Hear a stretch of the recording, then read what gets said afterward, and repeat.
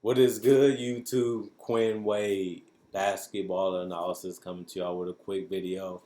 Today we're going to talk about LeBron James and his quest for another title with Anthony Davis and the quest for his first championship. One of the best duos, if not the best duos in the NBA, get to play their first playoff series together. They're the number one team in the Western Conference. They have been dominant and they have been amazing. And they have a roster that is very interesting, especially because people think that they fell off. People think that people figuring them out. People think that the Lakers can't score. But I'm here to tell the Laker fans, y'all will be fine. Portland is a dangerous team just because they can get hot. You got Gary Trent Jr., who has been shooting the lights out in people faces, contested, uncontested, off the dribble a little bit. He's been doing it all. Carmelo confidence is through the roof. They wanted him there. They started him. They live with the growing pains of Carmelo defensively and offensively, and they let him be him and do his thing, even though he's shooting a little bit more threes now. But Dame, Dame has been a guy that has been underrated to people. People think that he deserves more credit. People think that he's one of the top two, top three point guards in the NBA because of this season. And you can make an argument for that the way he's been playing. And he's a guy that can get hot from three. He can get to the basket. He can knock down mid range. And he's just a threat from all over the court. And one of the biggest problems with that in CJ is Avery Bradley, their best perimeter defender when it comes to guards, especially smaller guards like Dame. He has been excellent against them all season and throughout his career. He's not going to be available for the Lakers. And another problem with that is I don't like Jared Smith's defense right now. I'm not liking Deion Waiters' defense. Danny Green has slid, in my personal opinion, defensively, if I had to be honest. And I'm looking at this team and I'm seeing some weaknesses that we have seen throughout LeBron's career. He has always been the guy that makes the decisions. He has always been the guy that makes the plays. And what comes with that is he's a point guard. And he has been able to lead the NBA in assists this year for the first time in his career.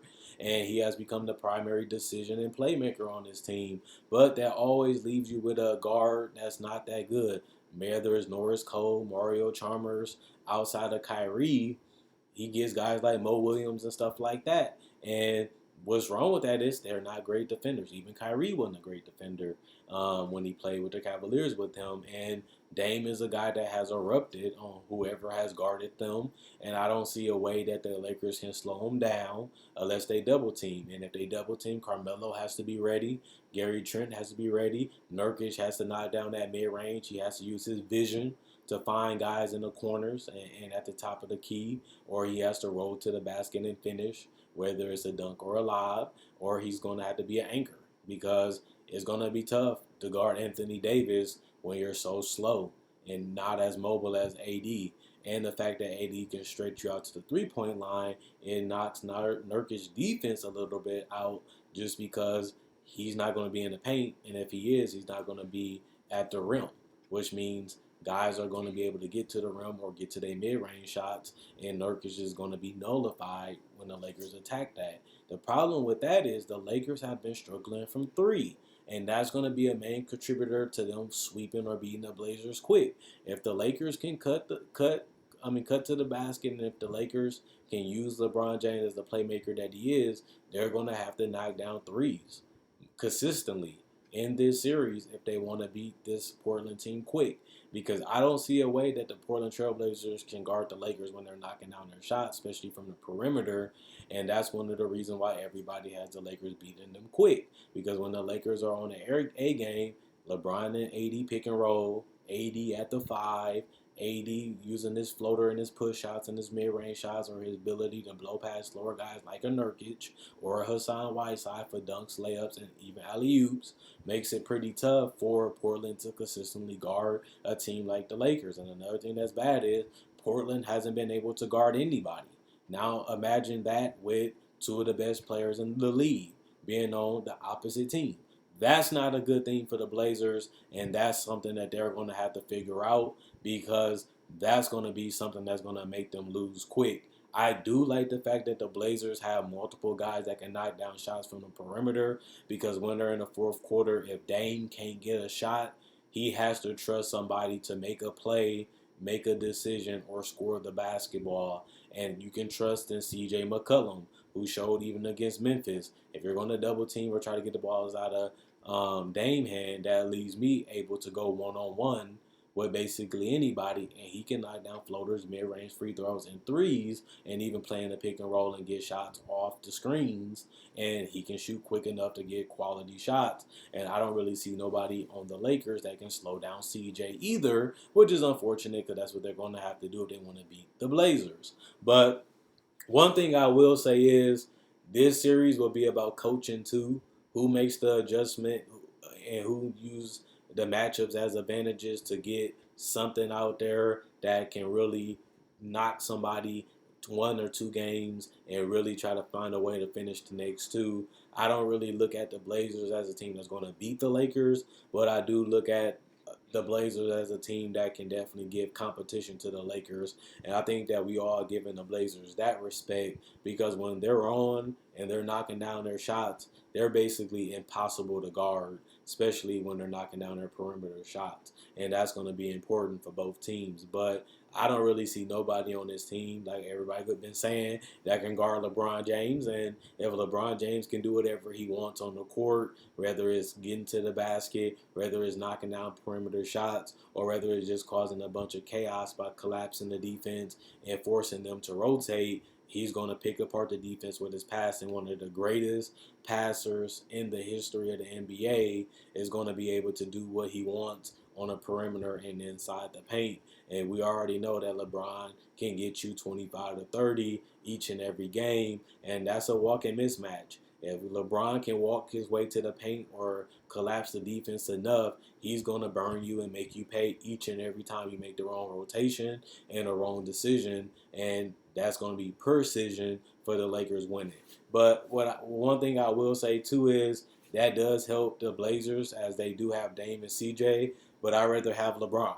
But Dame and CJ are going to have the opportunity to put up 30 every single game on this Laker perimeter defense. I do trust Frank Vogel to eventually figure something out as the series continues to go, because he has been a great defensive coach. And even though they're at a disadvantage at the guard position, I know he's going to try to switch up and mix things up and throw a lot of different people at Dame and CJ to throw them off or try to knock them out of their rhythm. And if he can do that, that'll be able to give them a couple games. And like I always tell you, it's the best to win the 4 games. And if the Lakers can win in 6, win in 5, that means they'll have some time to rest before they go into the second round, which is the ideal situation for a veteran team. But we also done seen a player like AD sweep the Blazers with less talent than what he has on his Laker team. Obviously, J.R. Smith and Deion Waiters' offense is going to be important, being able to knock down shots from isolation and also catch and shoot when LeBron is on the court or when LeBron is off the court. It is good to have guys that can come in and give you offense. Quinn Cook is going to have to be able to navigate through the defense and knock down threes, and also just be ready to go, because they're going to need him throughout these series to be an offensive weapon. You look at Dwight Howard, a guy that can really defend and switch and also contest and also kill teams like Portland on the boards, which has been happening to them throughout this run. And he has been one of the greatest rebounders ever in the history of basketball, and he hasn't really slowed down. Once he gets the minutes, he can still get you 5 to 10 or more, depending on how the team decides to guard the Lakers and how the team decides they want to, box out and how they want to rebound. Dwight Howard can be a monster, and so can AD. But that's the fault of Yusuf Nurkic, Zach Collins, and Hassan Whiteside if they can't get it done. Remember, LeBron is also a great rebounder for his position, so I can see the Lakers killing them on second chance points, and I can see a lot of tip outs or resetting of the offense and getting multiple tries to, annihilate this Blazers defense.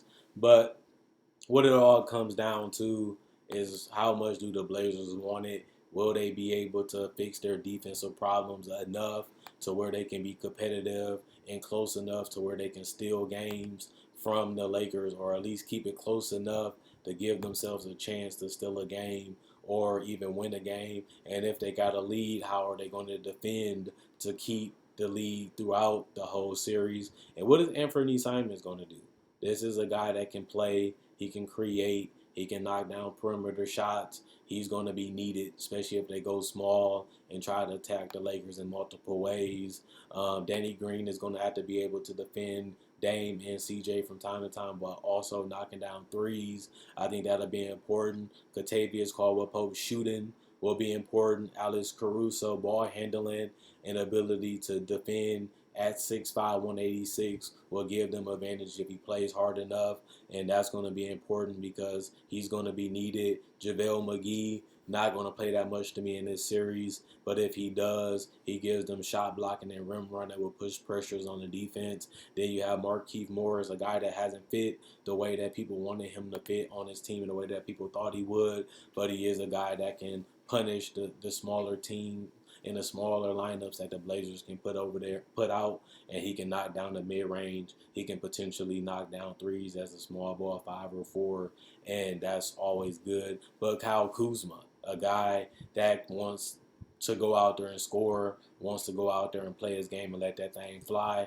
He's essential in the biggest X factor, as we know. Him and Alex Caruso are going to be very important to the defensive side, the rebounding side, and the perimeter shooting. And Kyle Kuzma, he's going to have to be able to score that 15 to 21 to 25 points, just because with Anthony Davis and LeBron causing so much attention and causing so much chaos on a team like the Blazers. He's going to have to be able to torch them and even play some small forward. And when Melo is out there, he should be able to take advantage of him one-on-one, and he should be able to take advantage of if they collapse. He's going to have to be able to knock down threes and be able to put the ball on the floor and score if they run him off the three-point line.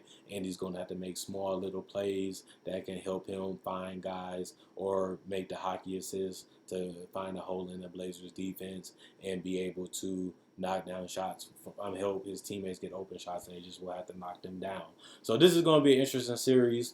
I got the Lakers winning in 6. I think Dame and CJ can get hot.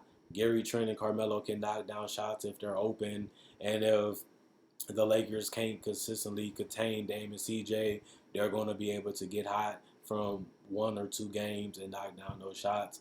And they are a team that can score enough to where if you're not defending well and you're not hot enough or you're not knocking down shots, they can, build a lead, or they can come back from a lead. And it's mainly because their creation and their three-point shooting and their ability to break down the defense and find open guys. So it's going to be the battle of defense. Whoever decides to step up defensively, whoever decides to play and be locked in on that end of the court, that's going to be the team that's going to walk away faster. And I don't really see a way that Blazers can beat a team like the Lakers in a 7-game series. I definitely think they can beat them once or twice, but it all depends on how healthy they can stay. And if the Lakers continue to be in the funk from the perimeter when it comes to shooting, this could be a longer series than the Lakers will want, and that's why I have it going 6. But other than that, check out my website, analysisplayground.com. Link will be in the description, comment section below. Check out my Facebook page, analysisplayground.com.